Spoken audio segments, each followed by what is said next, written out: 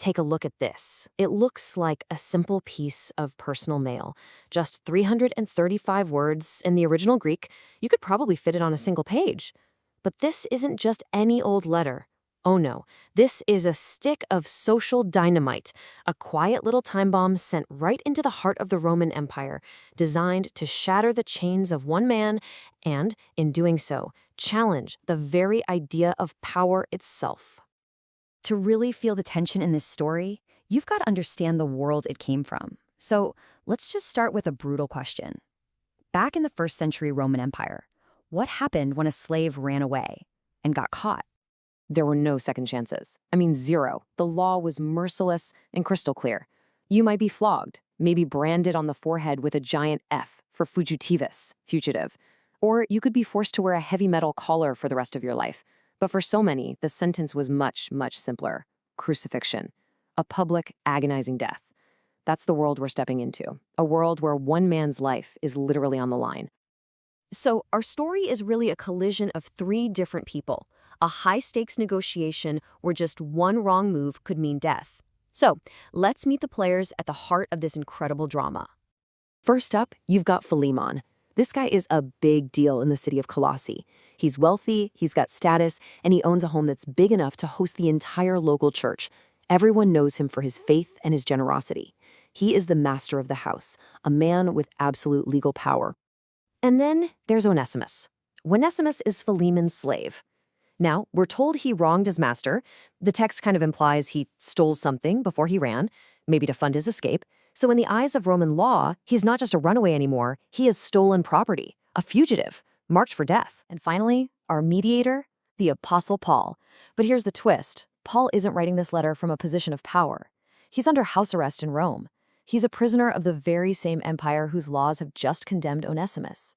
So get this. A man in physical chains is about to try and break a social and spiritual chain that seems absolutely unbreakable. So how in the world do these 3 paths cross? Well, Onesimus, running for his life, makes this desperate 1,200-mile journey from Colossae all the way to Rome.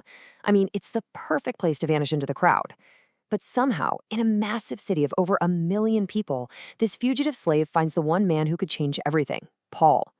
And under Paul's guidance, the runaway slave has this radical conversion experience. He becomes a follower of Jesus. Now Paul has a huge problem. He is to send Onesimus back to the master he wronged, and right into a system that is demanding his execution. Okay, this is where it gets really fascinating. How does Paul handle this impossible situation? I mean, as an apostle, he has the authority to just command Philemon to do the right thing, but he doesn't. Instead, what he does is an absolute masterclass in the art of persuasion. He builds this argument that's so personal, so brilliant, and so deeply spiritual that it basically corners Philemon with grace. His opening move is pure genius. He just sets his authority completely to the side. He doesn't write as Paul, an apostle. He writes as Paul, a prisoner. He immediately puts himself on a lower level and appeals to Philemon not as a boss, but as a friend, a partner, banking on his reputation for love and faith. And the entire argument, the whole thing, hangs on this one crucial Greek word, koinonia. Now, this word is so much more than just fellowship. It means partnership, a shared life, a joint participation. It's this idea that says what's mine is yours and what's yours is mine. It's the language you'd use for family or for business partners. It's about a shared identity. And Paul puts this word right at the center of his request. He says to Philemon, "So if you consider me a koinonos, a partner, then welcome Onesimus as you would welcome me." He's basically tying his request to their shared life in Jesus. But wait, there's a really subtle trap hidden in the grammar here. See, in the original Greek, this isn't some hypothetical if. The way it's written actually assumes the premise is already true. So Paul is effectively saying, since we both know you consider me a partner, then here is the only logical conclusion. It's not a question, it's a statement of fact that Philemon can't really deny without blowing up their whole relationship. It's just brilliant. And just when you think Philemon is caught in this web of loving logic, Paul adds this little flourish, a clever play on words that would have totally sealed the deal. So the name Onesimus itself actually means useful or profitable, and Paul just leans right into this. He says that in the past, Onesimus was akrestos to Philemon, which means useless, but now in his new life, he has become eukrestos, very useful to both Paul and to Philemon. So the little pun is pretty simple. Mr. Useful was actually useless, but now he's truly useful. But there's another layer here.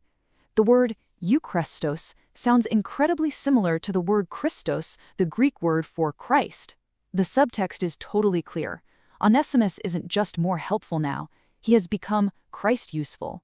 His whole identity is no longer defined by his past failures, but by his new life in Jesus. So all of this, the appeal to love, the logic of their partnership, the clever wordplay, it's all building up to one single, totally mind-blowing request. A request that would basically take a sledgehammer to the entire social order of the Roman world. And here it is. Paul asks Philemon to welcome Onesimus back, quote, no longer as a slave, but as a beloved brother. I mean, just let that sink in for a moment. This isn't just about forgiving him for running away. It's about fundamentally changing his status as a human being. And this shows you the revolution in that one sentence. A slave was property, an object, a tool with zero rights, completely disposable. But a brother was family. He had a name, he had honor, he had a seat at the dinner table. Paul is demanding that Philemon move Onesimus from the left column all the way over to the right. In that world, this was just unthinkable. So why was this so radical? Well, it comes down to a Roman legal concept called patria potestas, basically the power of the father. This gave the head of a Roman house absolute life and death authority over everyone and everything under his roof, his wife, his kids, and especially his slaves. Philemon had the complete legal right to kill Onesimus, no questions asked, and Paul is asking him to voluntarily give up that right for a higher law, the law of love. And let's be clear, this wasn't just a social request. It was a massive financial one. A skilled slave like Onesimus was a huge investment, worth at least a skilled worker's entire annual salary.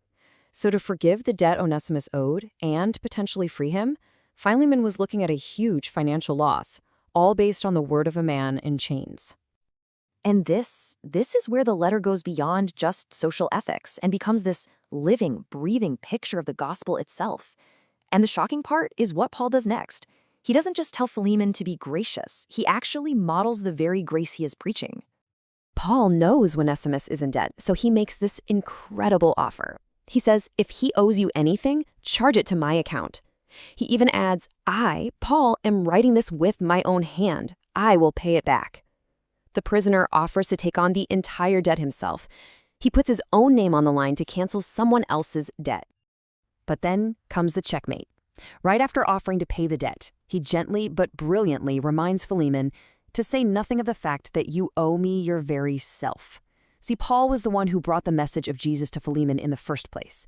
He's reminding him that while Onesimus' debt might be financial, Philemon's debt is spiritual, and that one has already been paid in full. So let's break this down. Look at the story here. Step 1, Onesimus, the debtor, stands condemned. Step 2, Paul, the mediator, steps in and says, I'll pay the full price of that debt. Step 3, because the debt is paid, the master is now free to welcome the debtor home as a beloved son. Now look at this. Sound familiar? It's the exact same story. Step 1, humanity stands in debt to a holy God. Step 2, Jesus, the ultimate mediator, steps in and says, charge their sin to my account, I will pay for it on the cross. Step 3, and because that debt is paid, God is now free to welcome us home, not as slaves to fear, but as his beloved children. And that's the key right there. The book of Philemon is the only one of Paul's letters that doesn't have a detailed theological breakdown of the cross. And now we know why. He didn't need to write about it. He was too busy living it. He was demonstrating the heart of God through his own costly, self-giving love. So what ended up happening? Well, we don't know for absolute certain, but church tradition is pretty strong that Philemon did exactly what Paul asked. In fact, decades later, the bishop of nearby Ephesus was a man named Onesimus, and many historians believe it was the very same man. But the real legacy of this letter is how it gives us a blueprint for rewriting every single human relationship. See, grace doesn't just forgive, it completely transforms. It shifts relationships from a logic of punishment to a logic of restoration. It redefines people from being property to being persons. It dissolves rigid human hierarchies into a new spiritual family. It turns masters and slaves into brothers. People sometimes ask why Paul didn't just condemn the whole institution of slavery outright. Well, from his prison cell, he knew a simple decree wouldn't change a system that was woven into the very fabric of the empire. So instead, he planted a theological virus. He created a new reality, brotherhood in Christ, that made owning another human being a logical and spiritual impossibility. You just can't do it. You cannot simultaneously own your brother. And this is exactly why this letter is still so dangerous and so relevant today. Because it turns right around and asks us the same hard question about our own social structures. If we are truly family in Christ, then what does that do to the line we draw between citizen and immigrant, or between an employer and an employee, between the haves and the have-nots? The gospel challenges every single relationship that's built on a foundation of power and balance. So in the end, this tiny personal letter isn't really just about Philemon and Onesimus. It's about us. It shows us that the same grace that saves us is the grace that must reshape our world and our relationships. And it leaves us all with one haunting question. Grace demands a revolution of love, starting with us. So, which relationship in your life is it asking you to rewrite?